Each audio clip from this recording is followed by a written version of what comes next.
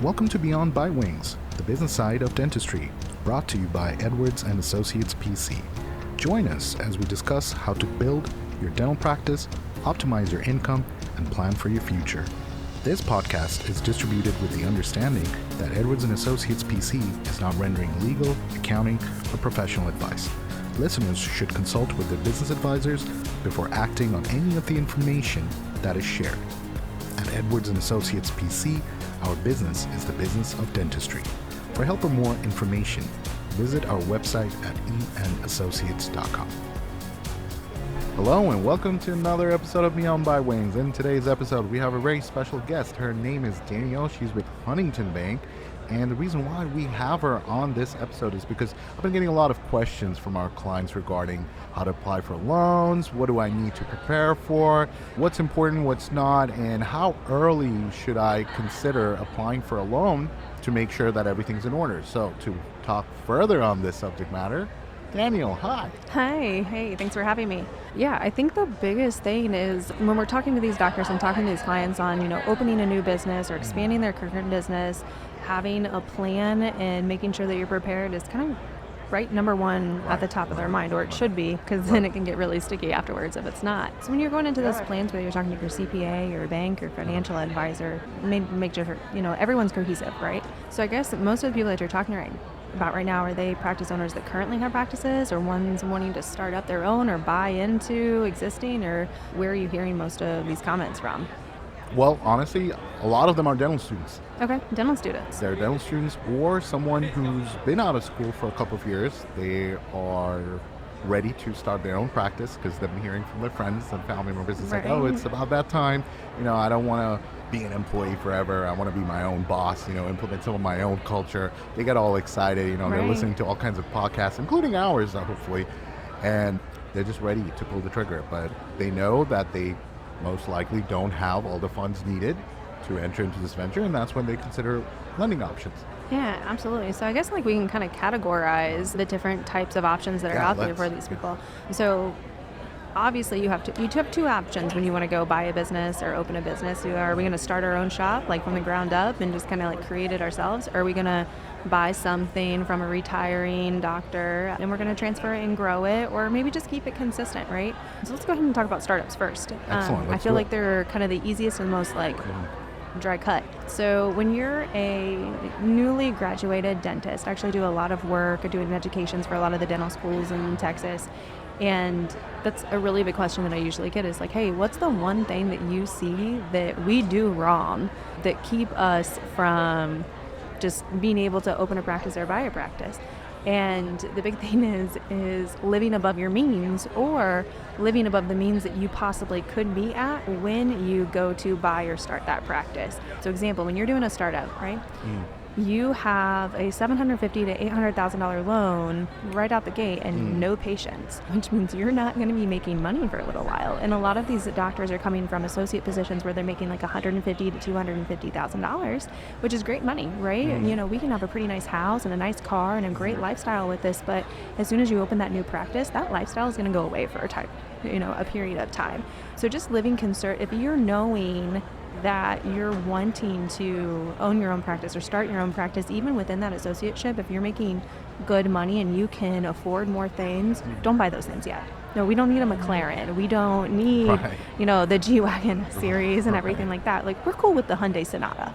Or, maybe we can do the Lexus, the easy Lexus.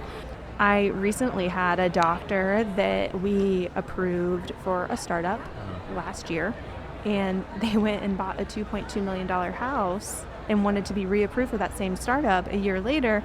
Well, we can't get that to work now, right? You just messed up your dream there because your debt obligations are too high. So just making sure that you're talking through those with your financial planners, your CPAs, before you make those big life decisions, I think is important, right? I agree. And then kind of going back to that, a lot of them are worried about, is my debt profile, I have huge student loans. We don't really care about your student loans. We understand that they're a cost of doing business.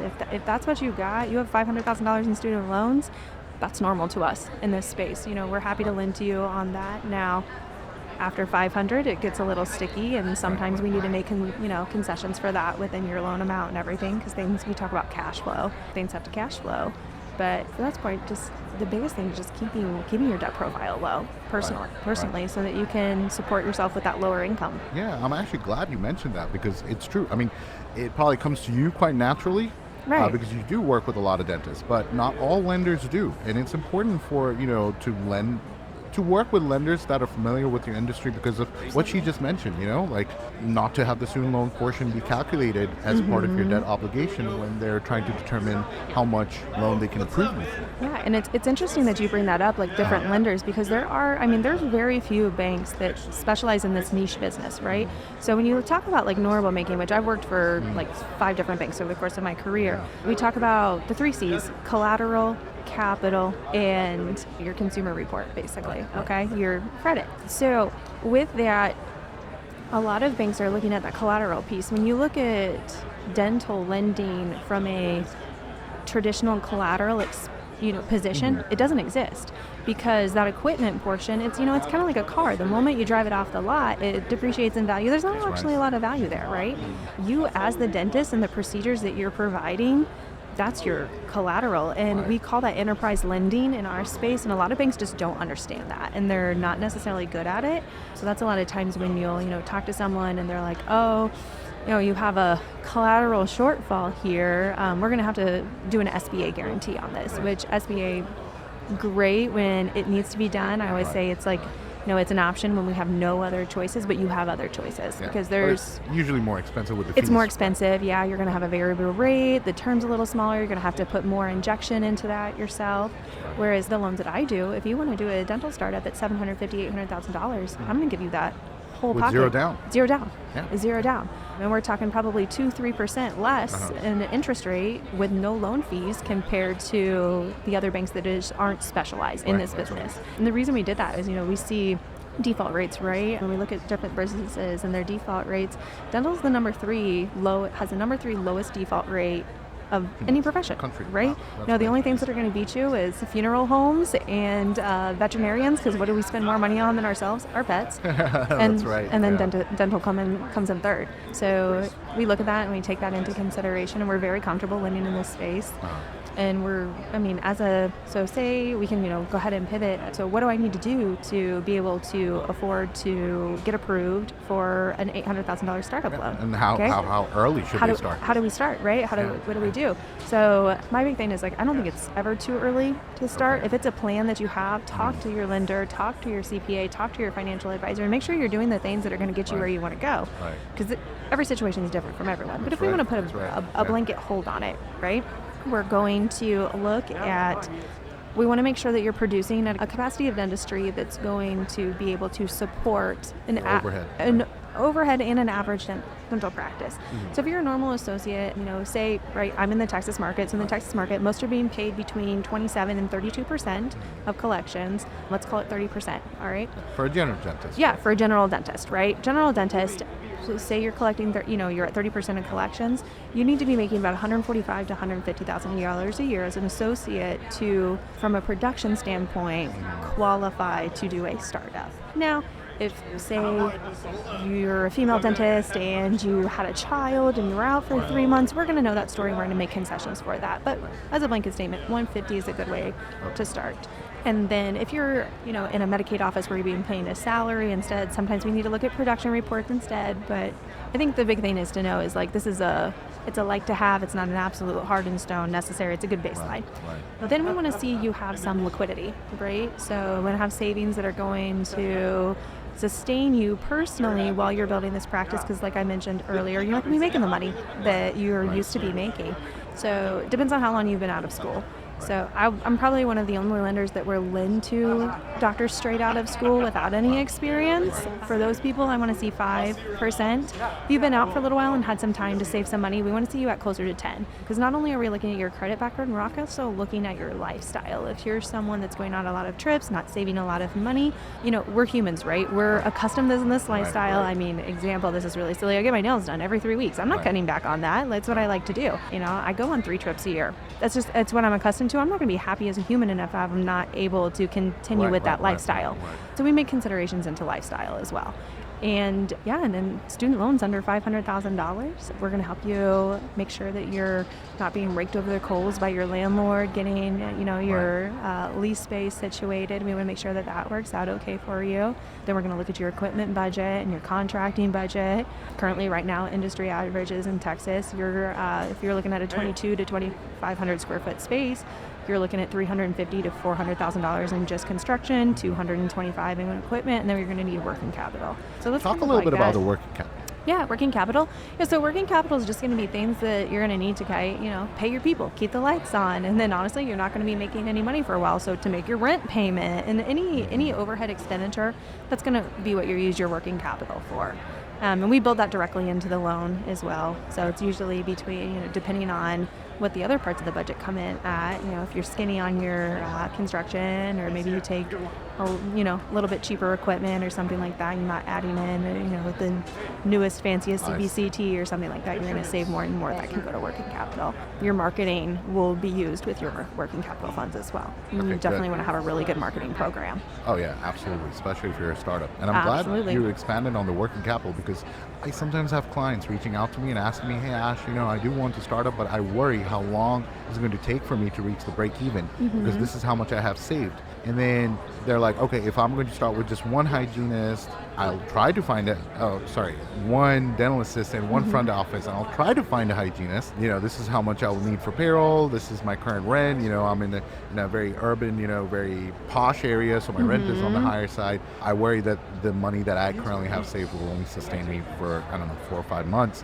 What if I need more? And that's where we talk about, okay, well, your initial loan from them should include a working capital.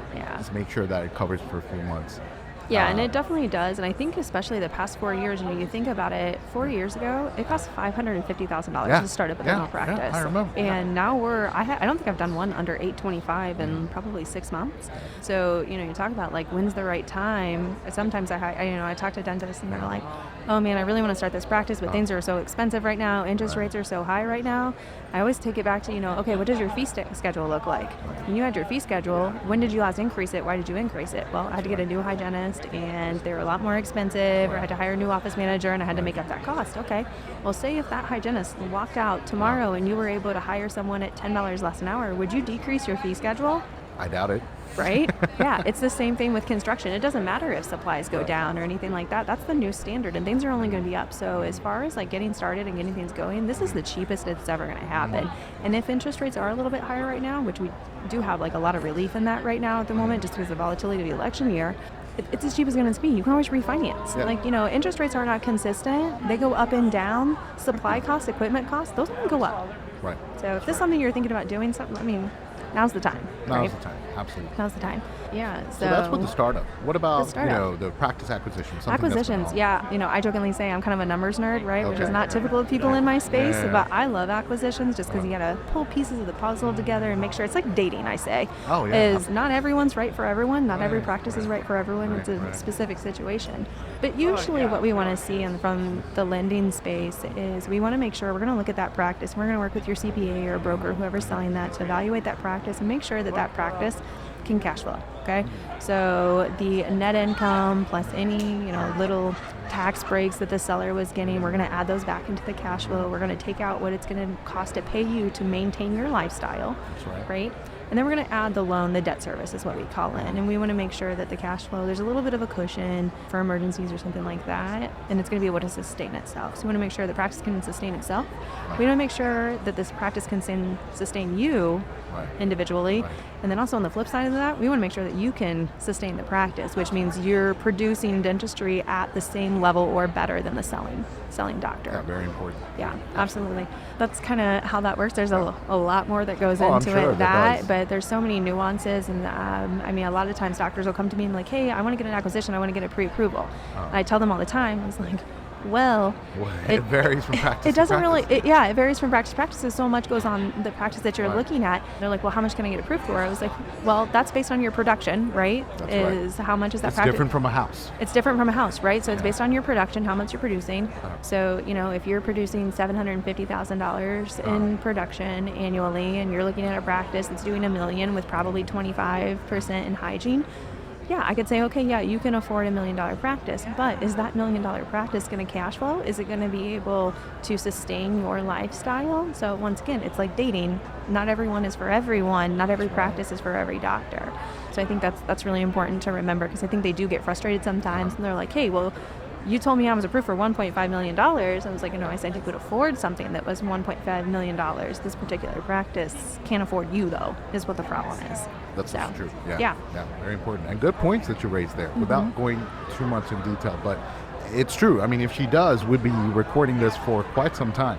Yeah. But I think the main message here is that, talk to a professional, talk to a lender that is well versed in this industry, that can guide you through it. Yeah. Because something that may seem like the right fit for you just because either the numbers are making sense to you, or you're like, oh, I love the culture here, I would love to adopt this. It may or may not be for you, right? Right.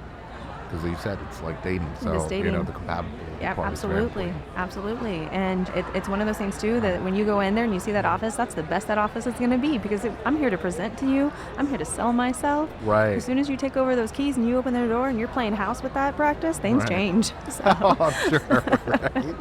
Oh, goodness. Just like with any relationship. Exactly, right? It's exactly what it is. Yeah.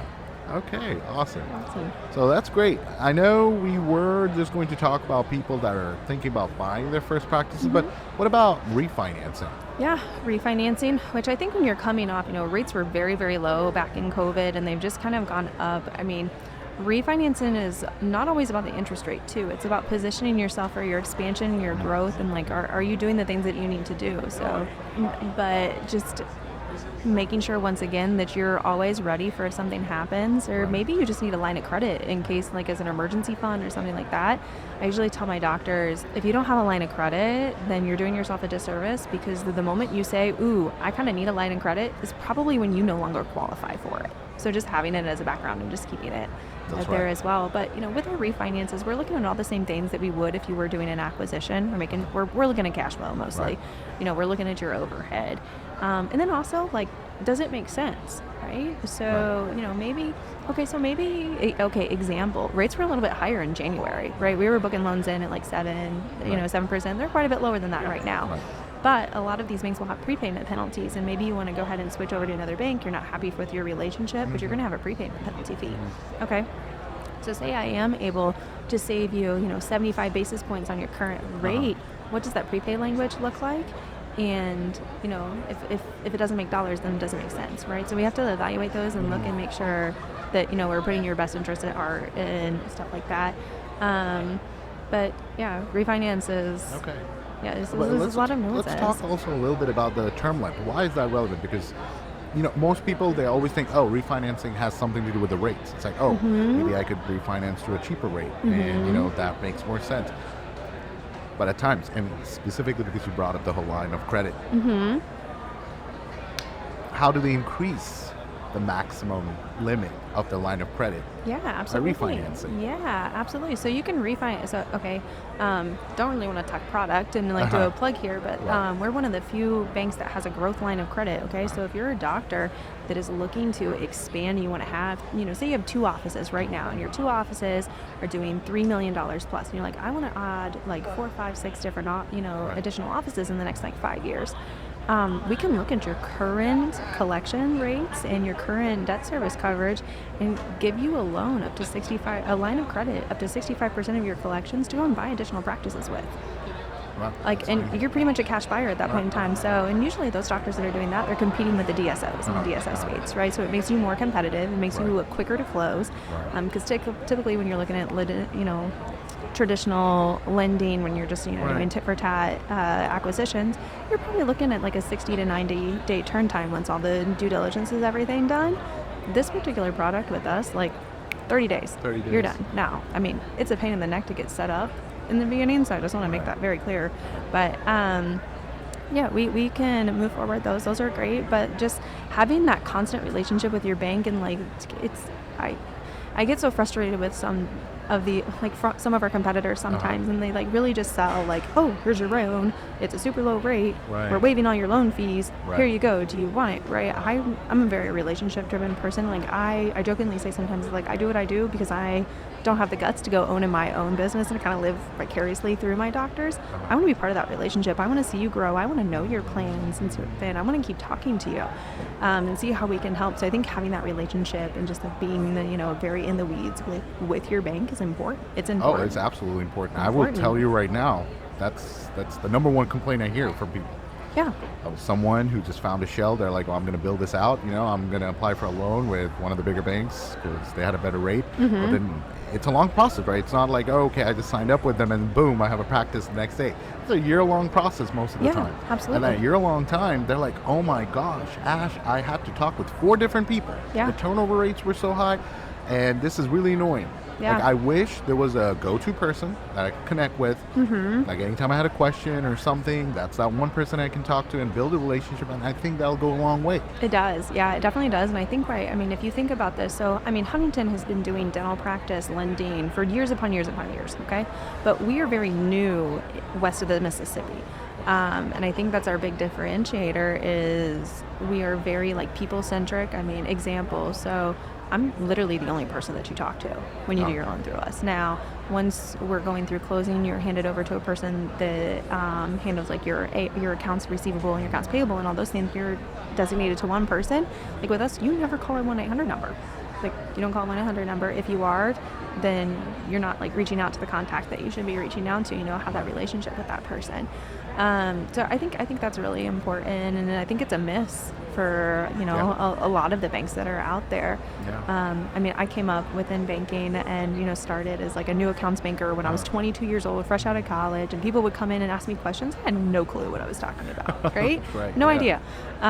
It's like, oh, you want a credit card? Uh-huh. Oh, okay, sure. Let me just Sure. click these buttons and get Uh-huh. in there. Like they're not in the position to consult you and everything. So I think having someone on the back end that you can just talk to, you don't have to walk into a local facility or something like that is really important. Right, I agree. Completely agree.